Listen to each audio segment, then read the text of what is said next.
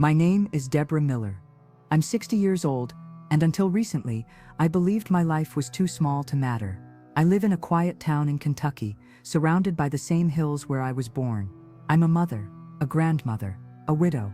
I've worked at the same diner for over 25 years. My routine was simple: coffee at 6 a.m., work by 7, church on Sundays, and every now and then, the joy of my grandkids' laughter filling the house.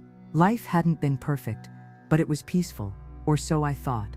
For the past few years, something had been missing. I felt invisible, like the world had moved on without me. My children were grown and busy.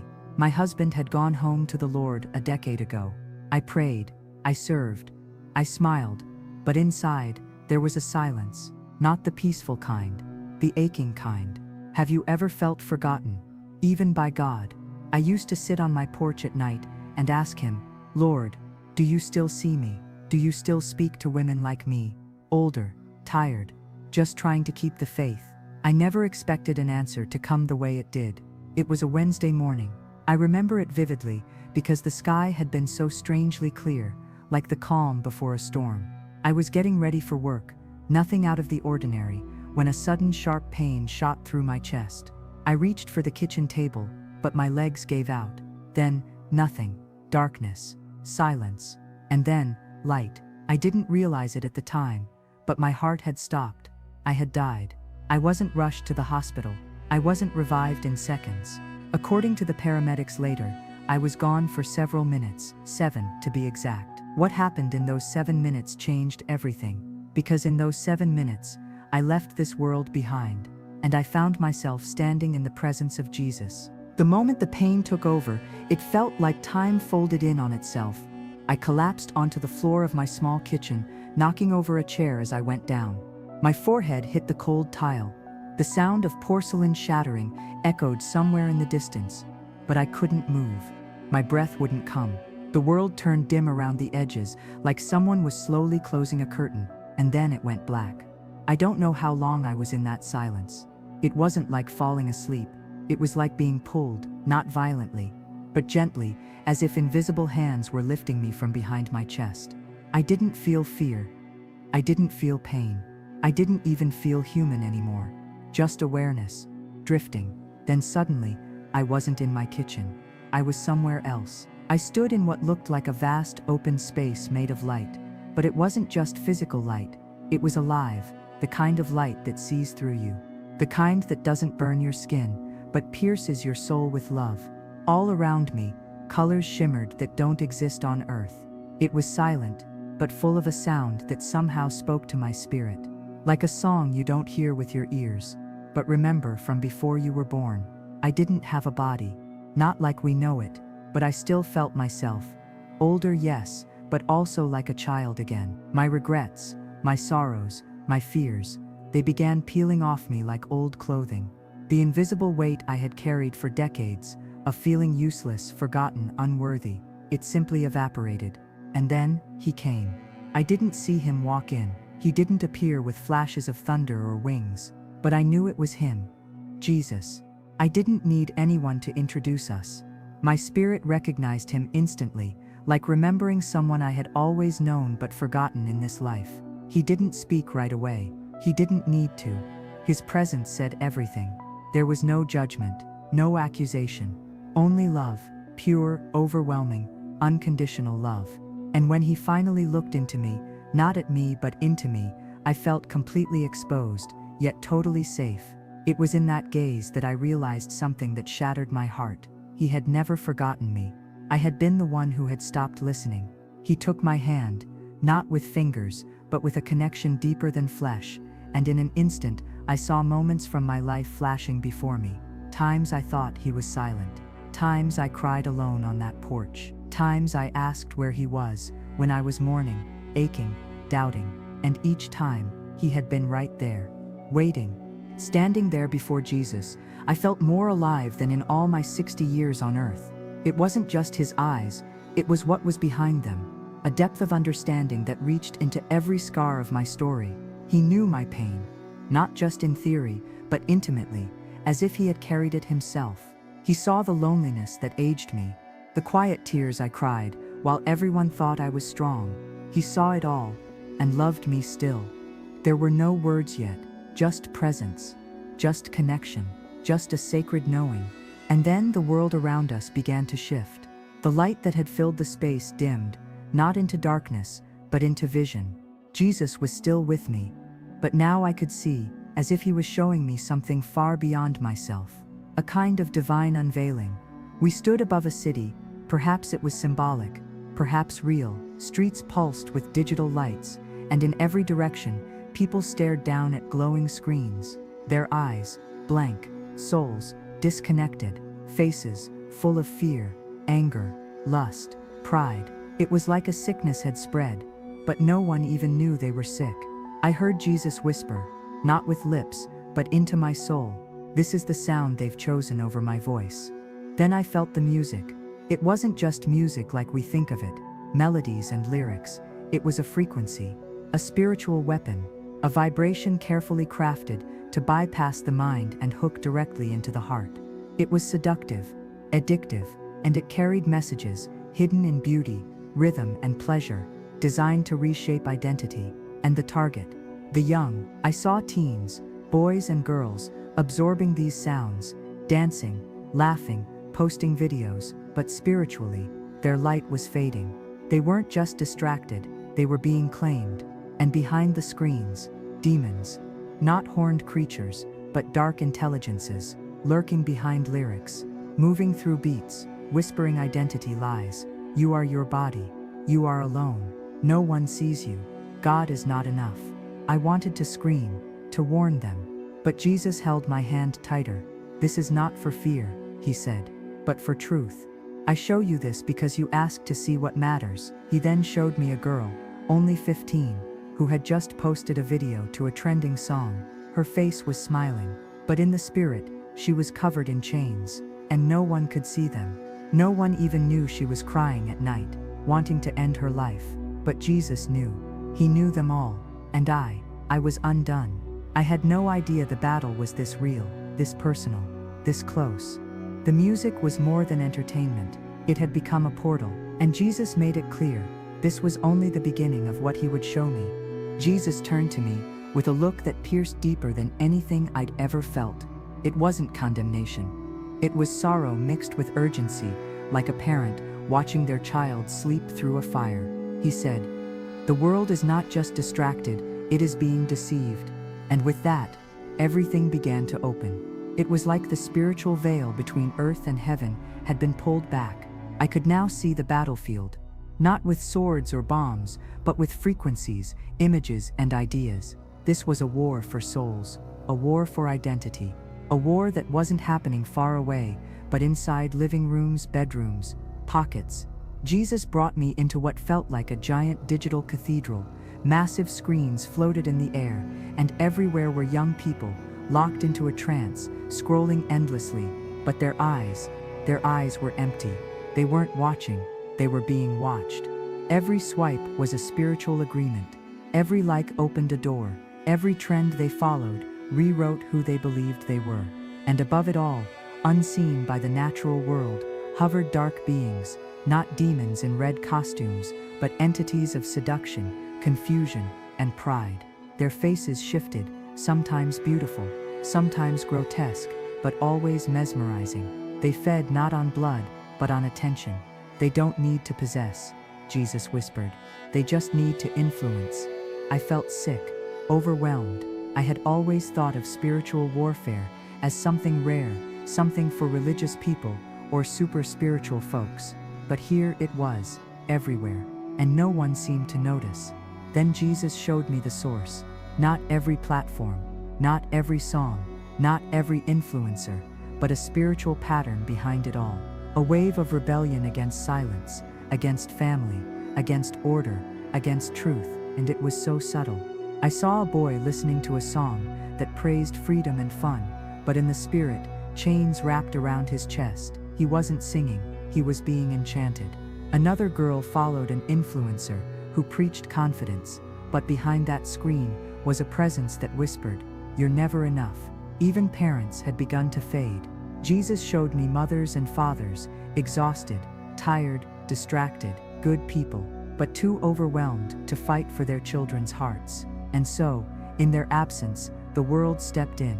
Social media became the new parent. TikTok became the new pastor. Spotify became the new prophet. But I have not abandoned them, Jesus said. I am still speaking, but they must learn to listen again. Then I was taken to a vision of America, our churches, schools, homes. Some buildings were glowing, small lights, quiet, but alive. Others were hollow, beautiful on the outside, but filled with echoes. I asked Jesus what they were. These are places where my name is known, but my voice is not heard. It broke me, because I realized something. We're not just battling culture. We're not just debating morality. We are losing the ability to hear God. And that is the greatest danger of all. Jesus then turned to me again. His eyes were fierce now, still loving, but blazing with holy fire. Tell them I still speak. Tell them silence is not emptiness. It's the doorway. Tell them they must fight to protect what matters. The family, the spirit, the secret place. Tell them I am calling them home. And then suddenly, I was back, floating again in that space of peace. But now with this burden burning inside me. What I had seen wasn't just a vision, it was a commission. Jesus was asking me to remember, not just for myself, but for everyone still trapped below. And I knew in my spirit, the most painful part was coming, the return. The light around me began to shift. What once felt warm and weightless now carried a strange heaviness, not of fear, but of responsibility. I knew my time with Jesus was ending, and I didn't want to go. Please, I said softly. Can I stay? He smiled again. That same loving, eternal smile that held galaxies of understanding. But this time, there was sorrow behind it. You have more to do, he said. They need to hear what you saw. I felt a tremor pass through me. Not physical, but spiritual. The peace of heaven was fading behind me, and I could feel the pull of earth, of gravity, of pain, of limits. My spirit began descending, and for the first time I realized just how heavy life is, not just the body, but the noise, the confusion, the fog. Jesus was no longer beside me, but his voice echoed inside me, imprinted on my soul. Tell them, I have not forgotten them. I have not turned away. But many have turned down the volume of heaven and turned up the noise of the world. Suddenly, I was falling, but not like a dream or a nightmare. It was more like re-entry. My spirit collided with my body like a storm, and I gasped, not for air, but for meaning. I was back, and everything hurt. I heard screaming, doctors shouting, beeping machines, a woman sobbing. I opened my eyes. The ceiling above me wasn't golden or endless. It was fluorescent white, cold and flickering. I was in a hospital bed. Tubes were in my arms. A nurse cried out, "She's back, she's breathing." The room exploded into motion, but I was silent, because I was trying to remember, to hold on to the echoes of heaven. I wanted to write it all down, scream it from the rooftops, but all I could do was weep. Not because I was in pain, but because I understood now. Every heartbeat is a gift. Every breath is a battle. And most people are wasting both. A doctor came in. He looked pale, overwhelmed. "Ma'am, you were gone. No pulse for almost 7 minutes. We were about to call it. Then, just like that, your heart started again." I tried to speak. I couldn't. He said again, "I don't know how to explain it, but I did." It was Jesus. Over the next few days, I lay there, unable to move much, but flooded with memory. I wrote pages and pages in a journal. Everything I saw, everything I heard, everything he said. But something else began to happen. I started hearing differently, not just with my ears, but with my spirit. When people walked into my room, I could feel what they carried: fear, bitterness, hope. Some were just shadows, existing, not living. Others had this tiny spark, barely flickering, and I realized that spark is what he wants to fan into flame. My family came. They wept. I wept, but I didn't talk about heaven right away. I listened, I watched, and I prayed. Because once you've seen the other side, you don't come back the same. Not because you're better, but because you remember what we've forgotten. We are souls, we are at war, and we are being called back to the one who made us. I stayed in the hospital for almost a week. But when I finally left, it wasn't just a discharge, it was a mission, to remind a noisy world that silence still speaks, that rebellion can be healed, that Jesus is still reaching, even into the darkness of this generation, especially into the darkness. And as I walked out those hospital doors, I heard it again, deep in my spirit. You were not forgotten. You just needed to hear this first. After I left the hospital, the world didn't feel the same. It wasn't just that I had been dead for 7 minutes. It wasn't even that I had seen Jesus. It was the urgency I carried now. The burden of a message that felt like fire in my bones. I couldn't unsee what I saw. I couldn't unhear what he told me. And I couldn't go back to pretending that the world was okay. Because it isn't. Something is deeply broken. And Jesus showed me why. He showed me the invisible war happening in our families, our homes, and our minds. It's not fought with weapons. It's fought with distractions, entertainment, music, pride, isolation, and false identity. He showed me demons, not as monsters with horns, but as whispers, vibes, algorithms. They hide in the very things we enjoy the most, and we are feeding them. I kept thinking about our youth, especially the rebellious ones, the ones who slam doors, who roll their eyes in church, who wear pain like armor. I saw them clearly now, not as bad kids, but as lost sons and daughters, caught in the noise, seduced by a digital gospel of self. They are not your enemies, Jesus said. They are prisoners of a sound that doesn't come from me. Music, entertainment, endless scrolling. It's not all evil, but it has become a gate, and through it, spirits of rage, lust, confusion, and pride enter quietly and stay. And the older generation, the parents, the grandparents, many have stopped fighting. You thought you lost them, but you didn't. You just stopped praying. You stopped prophesying. You stopped believing that your prayers have power. I'm here to tell you, they still do. Jesus said, there is still time, but not much. Speak truth, even when they roll their eyes. Love them, even when they curse you. Pray for them, even when they push you away. Because a shaking is coming, and they'll need to know where to run. I sat at home for weeks, overwhelmed. What could I do? I'm just one woman, 60 years old, no ministry title, no platform, just a second chance and a burning heart. And that's when he whispered again, start with what you have, tell your story, speak my name, don't make it loud, make it real. So I began sharing, first with my family, then with my church, then with people online, not to be famous, but because someone had to say it. Our kids are being seduced, our homes are being invaded by spirits we call normal, and heaven is watching, not in anger, but in grief. But there's still time. If you're listening to this now, you're not too late. Your prayers matter, your love matters, and your silence might be the very thing that needs to break. Jesus is still speaking, he's still revealing, and he's still saving, but he's waiting on us to open the door. That's the message I came back with, and I will never stop speaking it. Some days, I still wake up wondering if it all really happened. Was it just a dream? Was it some kind of trauma-induced vision? Or did I truly meet Jesus in the space between life and death? But then I remember something that silences all doubt, the fruit. I'm not the same. I'm not afraid of dying anymore. I'm not chasing after things that fade. And I can't go one day without feeling the weight of eternity. Jesus didn't just save me from drowning. He sent me back.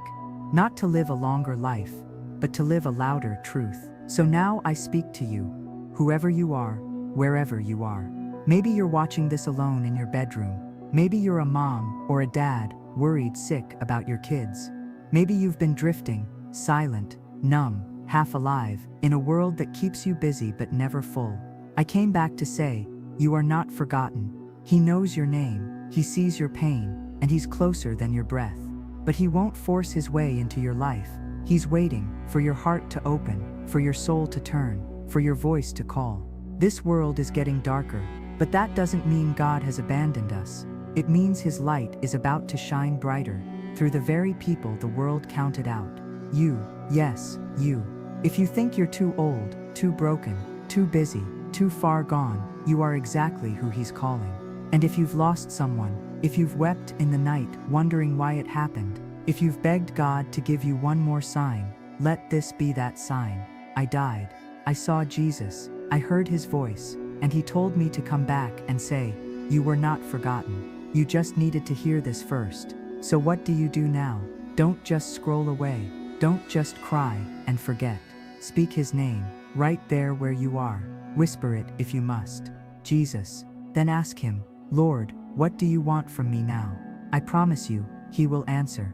Maybe not in thunder, maybe not in lightning, but in a still voice that will start changing everything. Before I go, I want to ask you something simple. Will you be the one who brings Jesus back into your home? Will you be the one who fights for your children in prayer? Will you be the one who says yes, even if your voice trembles, because eternity is too long to live in silence? I don't know how many days I have left on this earth, but every one of them will be spent reminding you that heaven is real, that Jesus still speaks, and that this moment, right now, is your invitation to come home. If this testimony touched your heart, don't keep it to yourself. Click subscribe now to stay connected with more real-life encounters with Jesus, right here on Jesus Showed Me, and I want to hear from you. Comment below, I believe Jesus is calling me back. Let's fill this comment section with faith, healing, and stories of returning home. Share this message with someone who needs hope today. You never know whose life you'll change just by sending this video. Jesus is still speaking. Let's keep listening, together.